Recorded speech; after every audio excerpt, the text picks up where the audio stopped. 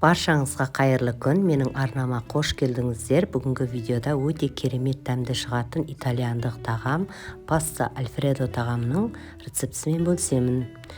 Өте дәмді шығатын тағам, менімен бірге болып, видеоны соңына дейін қараңыздар.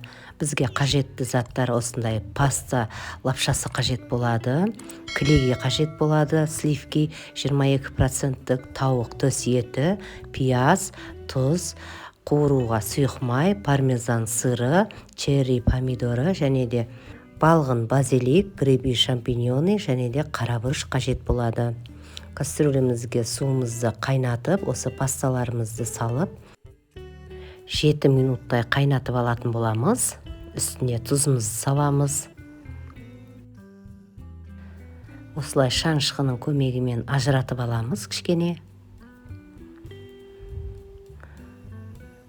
Біздің лапшаларымыз 7 минуттай қайнап, осылай жұмсақ болып, әдемі болып пісті. Енді осы піскен лапшаларымызды суынан ажыратып, шетке қоя тұрамыз. Қажетті заттардың бәрін осылай турап алдық. Пармезан сырымызды мен теркадан өткіздім. Енді осының бәрін қазір қуыратын боламыз. Табамызды отымызға қойып, сұйық майымызды құямыз. Қызып тұрған сұйық майдың үстіне біз тауық төс етін салып, жақсылап қуырып аламыз. 2-3 минуттай қуырып алатын боламыз.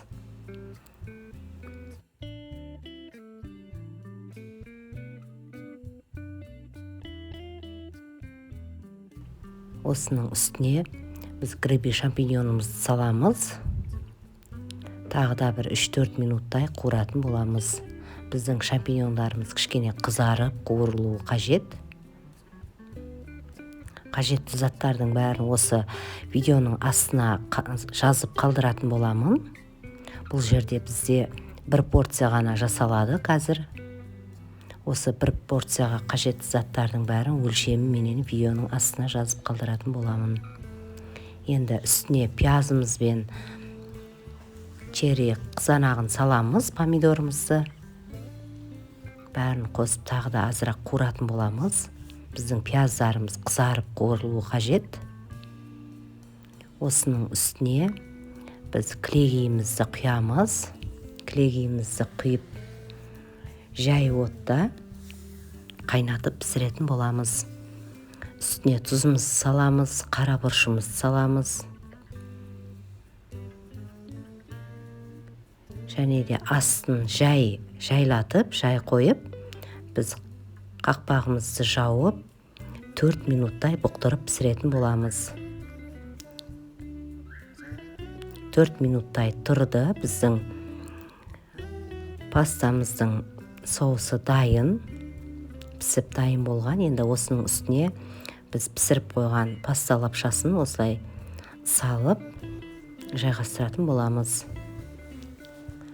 Лапшаларымызды жақсылап осылай аунатып, барлық жерін жақсылап араластырып алатын боламыз.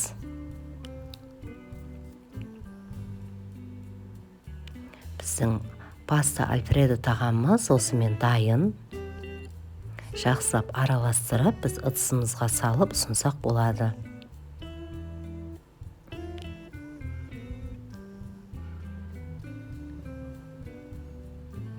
Ыдысымызға енді орналастырып салатын боламыз. Өте дәмді шығатын тағам. Жасап көруге кеңес етемін. Осылай жайғастырып салып алдық. Енді осы ыстықтай күйінде үстіне біз теркадан өткізілген пармезан сырымызды саламыз.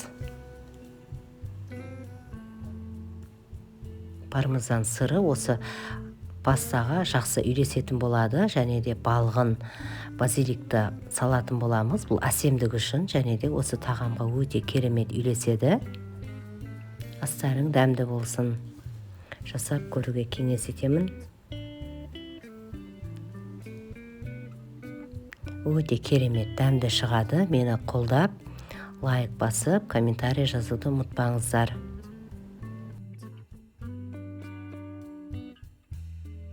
Астарың дәмді болсын.